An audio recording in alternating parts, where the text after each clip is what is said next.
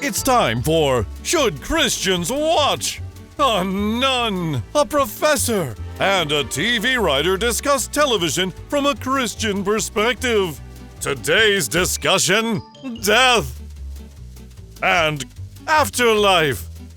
And then 3 recommendations. So let's ask the question.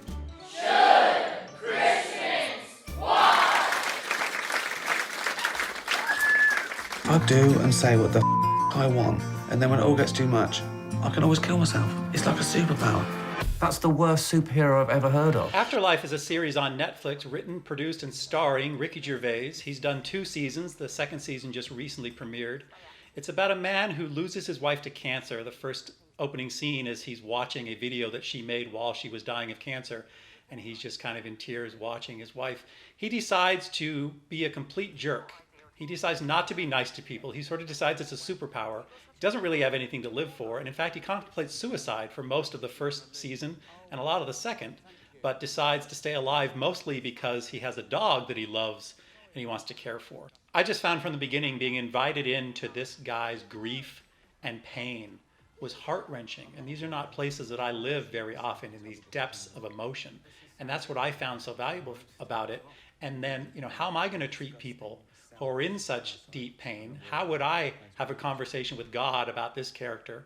And then the way he treats all these others, because, Ricky Gervais created the original version of The Office, and similar kinds of characters in the American version, kind of the least of these, kind of the losers, kind of the looked overs, the leftovers of society. And yeah, this character makes fun of them, but then he's nice to them. And I just wonder how I'm treating them, which is why this show kind of convicts me. I think this is one of the best written shows currently on TV. It's funny from start to finish. I've always found Ricky Gervais's material to be really funny. I think he's a really underrated writer. He's a really good performer. I find myself tearing up on this show during almost every episode, and I don't tear up at hardly anything. And I just find it to be a rich study of grief and also one of the funnier shows on TV right now.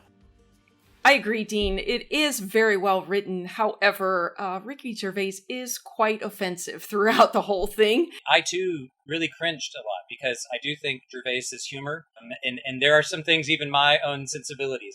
I hear my mother's voice in the back of my ear saying, I would not be comfortable watching this with my mom. We have to be a lot more specific here about the language. He uses a word that is maybe a little more common in Britain, that many might feel is one of the most offensive words in the English language, and he uses it liberally. But that's because of who he is in pain. And we talk about should Christians watch. Why Christians should watch a show like this is because we get to see somebody who doesn't have any understanding of the eternal figure out how to live and why to live. And what is intriguing to me and what chokes me up when I think about this show is that the way he gets meaning out of his life is by demonstrating the fruit of the Spirit. He starts caring about people and getting involved in their lives. The character who decides he's going to treat everybody horribly by the end of the 1st season is treating them nicely. By season 2, he's become Jesus to them. And I just really think it's a phenomenal way to tell a story about goodness. Really, by the 2nd season, I was crying my eyes out, realizing that its take on grief and dealing with grief and the stages of grief is very profound. He begins to realize that he can overcome his grief when he gives of himself to others, when he starts recognizing the gift that other people are. And it especially comes out with the woman, Anne, that he sits with at the cemetery. I'm Anne. I'm Tony. Nice to meet you.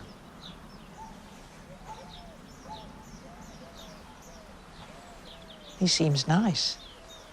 Does he agree? Of course. Never disagreed with me once, not in 48 years. And she really brings that out for him. She says, even though I'm in pain, because she's suffering the loss of her husband, she goes, even though I'm in pain, it's worth sticking around to make a little corner of the world a slightly better place. Even if it doesn't mention anything about God or, afterlife, how do we find joy in the moment? I think that deep down, that you still think life's worth living. It's nowhere near over for you. You're in pain. But the thing you lost is the same thing that can stop that pain. I think maybe this show is really for non-believers. Ricky Gervais being one of them, because if they don't believe in God, at the very least, it gets them to believe in self-sacrificing love. You know, my wife had cancer last year, so I went through some of these same emotions. And so maybe that was what was being drug up in me as well. But both Beth and I found this to be so rich and so kind of, I hate using words like pre-evangelistic. I just think it brings characters to a point that say, hey, maybe there is an eternal and maybe Jesus is the answer. And again, that's not Ricky Gervais's intent here. And he'd be angry that we're talking about it on this level. But that's what I see in this character is, where's this character heading? How could I reach out to him if I was meeting him or writing him? How would I try to continue and add to his life? Why do you think he'd be upset with us for talking about it? Because Gervais doesn't want anybody to think about God, doesn't want anybody to get closer to God. He's an evangelistic atheist. So I'm sort of joking that saying he'd be angry that we're talking about it. He likes people talking about his work because he's an artist. But I just think that he had no idea. I don't think he had any idea that a TV writer, a professor, and a nun would be sitting around talking about his work. I mean, I agree that he would probably be surprised that we're paying attention, or maybe surprised that we enjoy it, maybe. But it does, kind of like what you're saying, Dean, it does seem to be an invitation to meditate on this from wherever you're coming from. He'd say we're three stupid blanks, and that's the word he uses a lot on the show, and I won't say it. You, Eleanor Shellstrom, are dead. Or... You're in the good place. I'm not supposed to be here. Wait, what? Do you have a second to talk about the environment? Do you have a second to eat my farts? Oh, somebody royally forked up. You can't curse here. It's bullshit. Oh! The Good Place stars Kristen Bell as Eleanor. She's a selfish saleswoman who dies and enters the good place by mistake, and so has to then earn her spot by learning how to be a good person. This fantasy comedy that originally aired on NBC focuses on a person's ethical behavior as an experiment that looks at the possibility of good moral living leading to a happy afterlife. Now, this is an interesting and unique script by Michael Schur that tries to be removed of all religious views while seemingly including all faith perspectives. So who is right? Every religion guessed about 5%, except for Doug Forsett. One night he got high on mushrooms and got like 92% correct. I don't know. You know, as Christians watching this is a problem with this. We're not redeemed of ourselves, by our own determination. I mean, faith is an element of good moral living that provides the why. And that's never dealt with in the show. It provides the why. Why do we even try to be good? Why do we even try to live happy lives? Why do we even try to live good lives? There's something more, and that something more never gets really answered in this show, and it leaves it open. That's good. Yes, it's for all different faith backgrounds, fine. But we know as Christians that it is love itself, where the reason, the why, is God. In my perspective, it's focusing on Jean-Paul Sartre's view of human self-determination. So, Cutter, you might want to go on that, a little bit on that part. Yeah, I mean, what's fun about this show is it's actually getting at some pretty big philosophical questions, but in a way that is accessible. But at the end of the day, what's fun about it is that it really, to me, represents the way that most of us live day to day in terms of how we decide what is good or not. And for that, it really actually challenges us to think a little bit more deeply about the ways that we decide whether or not something is moral or not, whether something is virtuous or not, especially in the way that we relate to other people in our life. I don't really care about questions of if it's moral or not. I care if a show is funny when I start watching it. And it's sometimes a struggle for me as a comedy writer to find shows that I think are funny. And I never connected with this show because I found it amusing rather than being funny. But I'm also jealous of Mike Schur of getting this show on the air because it's the kind of show I wish I had created because I would have loved to have dealt with the issues that he was dealing with. I do think there'll be books written about this show. I think there'll be classes about it at seminaries and colleges. But I just never connected with it, maybe partly because I wanted more actual religion. Sister Nancy's right. It's kind of all religions and no religions at all. And then she mentioned some guy I'd never heard of. But it just kind of goes into this. I wanted it to be deeper. I wanted it to be, I wanted to know a little. I wanted the writer to have more of a point of view, actually, even if I didn't agree with it. I'm trying to say this without spoiling anything for people that are maybe new to the show. But it does have a few twists that hinge upon sort of cliffhangers at the end of season 1. Yes. And in the final, the finale is interesting as well. This sort of generic afterlife that's dependent upon sort of this moral equation of goodness and badness. Why don't you just tell me the right answer? Well, that's what's so great about the trolley problem is that there is no right answer. This is why everyone hates moral philosophy professors. I'm on your side here, dude, but he is not wrong. It's not that we're all sort of the metaphor of the blind men grappling with an elephant, and one feels a trunk and a leg or whatever.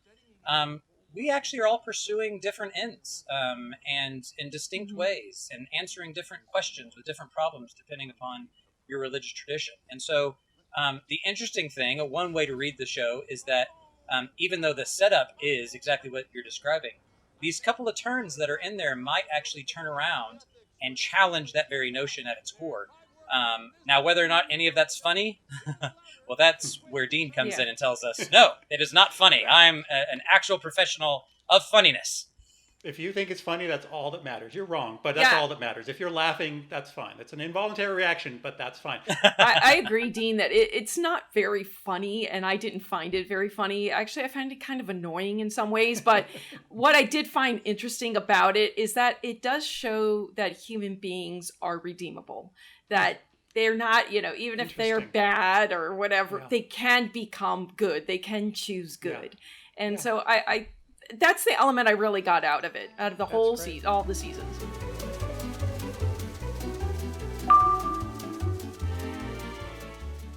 My recommendation is an Amazon original called Homecoming. It is actually written and created by Sam Ismail, who, if some of you have watched Mr. Robot, might know of his work.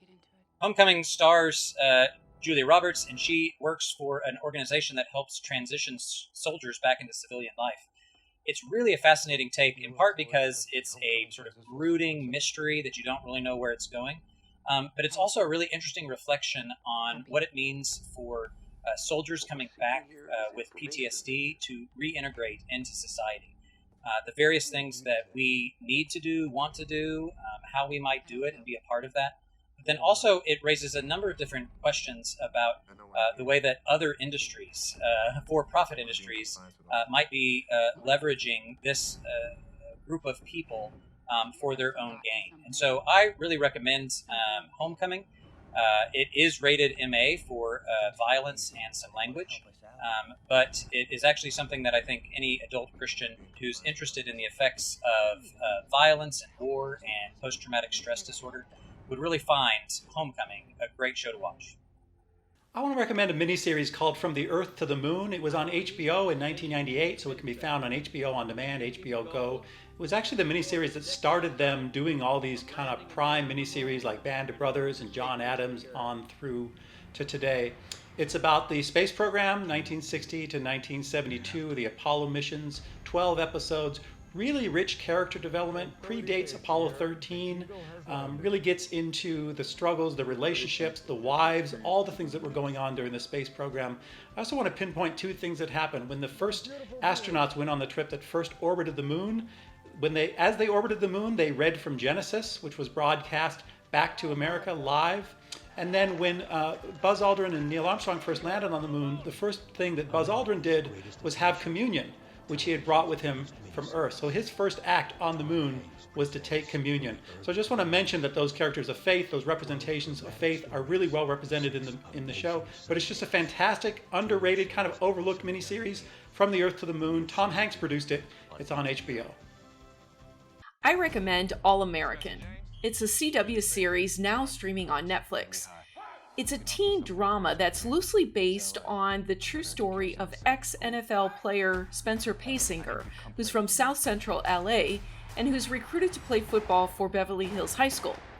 It's a show for teens and parents to watch together because it deals with a lot of deep and profound issues like related to family life or gang violence, also authentic friendship and self-sacrificing love. It also shows some questionable ethical behaviors, but always presenting the consequences to one's actions. So I think it's a really good show for discussion. And one thing about it is it shows teens needing their parents' acceptance, love, and security. So I recommend watching this show, All American. Until next time, I'm the nun, Sister Nancy Usselman. I'm the professor, Dr. Cutter Calloway. And I'm the TV writer, Mission Control Director Dean Vitale.